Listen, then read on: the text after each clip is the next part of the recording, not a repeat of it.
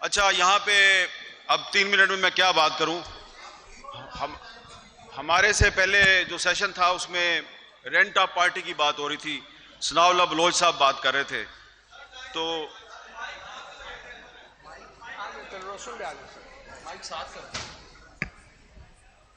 اچھا یہ ٹیلی vision media بھی.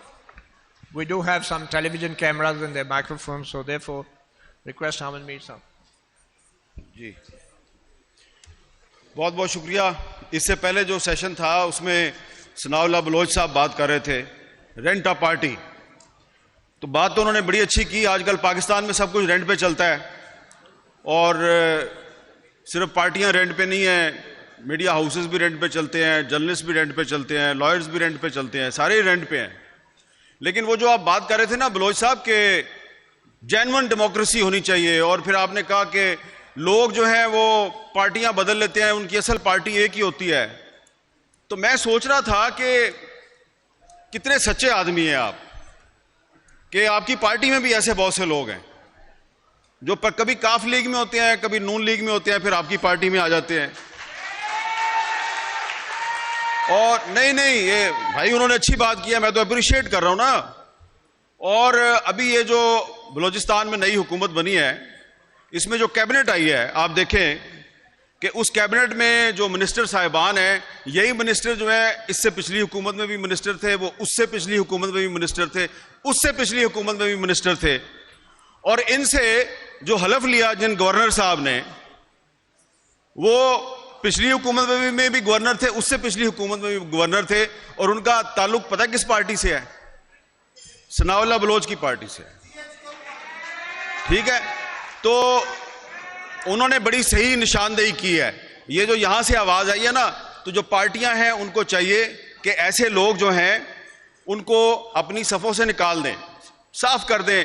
یہ الیکٹیبلز جو ہیں یہ آپ کو خراب کر رہے ہیں, اور میڈیا کو چاہیے کہ وہ اس چیز کو ہائی لائٹ کرے.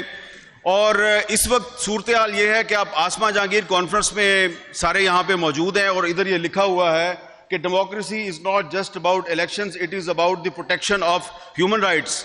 تو مجھے آپ یہ بتائیں کہ جس ملک کی عدالتوں کے جج اپنے لیے انصاف مانگنے کے لیے فریادیں کر رہے ہیں وہ ہیومن رائٹس کو کیسے پروٹیکٹ کریں گے؟ اور صرف جج صاحبان جو ہیں وہ پروٹیکشن نہیں مانگ رہے, اپنی آزادی کا تحفظ نہیں مانگ رہے, ہر کوئی جو ہے وہ اپنا تحفظ مانگ رہا ہے. اور یہ سچویشن صرف پاکستان میں نہیں ہے, یہ اس پورے ریجن میں اس وقت یہی صورتحال ہے.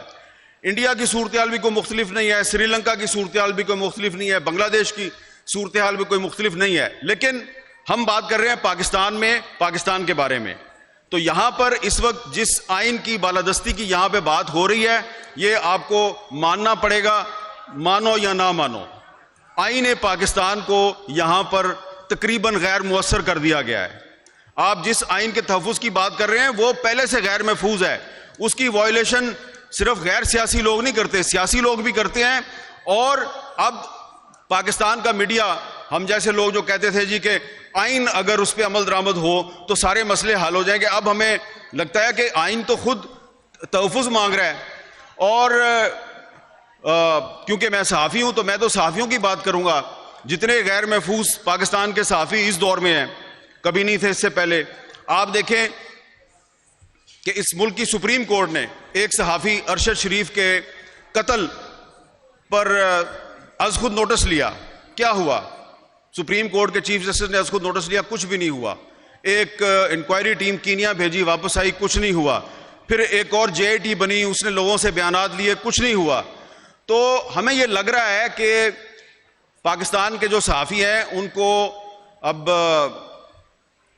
جرنلزم چھوڑ کے کہا جا رہا ہے تم کرنلزم کرو.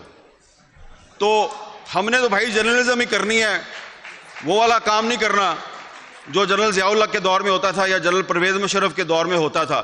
تو اس لیے ابھی جب میں آ رہا تھا تو آنے سے پہلے, کیونکہ کل رات کو آپ نے دیکھا ٹی وی چینلز پہ ایک سینیٹر صاحب نے کہا کہ میں تو جناب 1.5 سال سے کہہ رہا ہوں کہ مجھے کوئی عدالت بلائے تو میں بتاؤں گا کہ ارشد شریف کو کس نے مارا. تو میں نے پھر آج آتے ہوئے اسلام آباد ہائی کورٹ میں پٹیشن دائر کر دی ہے کہ ایک جوڈیشل کمیشن بنائیں, اور جس کسی کے پاس بھی کوئی انفارمیشن ہے کہ ارشد شریف کو کس نے مارا وہ اس کمیشن کے سامنے آگے بتائے. تو اب دیکھتے ہیں کہ ارشد شریف کا جو قتل ہے اس کا کوئی ذمہ دار جو ہے وہ سامنے آتا یا نہیں آتا. اور دوسری بات یہ ہے کہ یہاں پہ آگے تقریریں کرنا بڑا آسان ہے, لیکن یہ جو لوگ یہ کانفرنس آرگنائز کرتے ہیں ان کے مسائل کو بھی سمجھیں. میں ان کے مسائل میں اضافہ نہیں کرنا چاہتا, اس لیے کہ دھواں دار تقریر کر کے ہم تو چلے جائیں گے اور انہوں نے یہیں پہ رہنا, اگلے سال پھر کانفرنس کرنی ہے. تو وہ ثناء اللہ بلوچ صاحب کہہ رہے تھے نا کہ آپ ایک کانفرنس نہ کیا کریں, 2 یا 3 کیا کریں.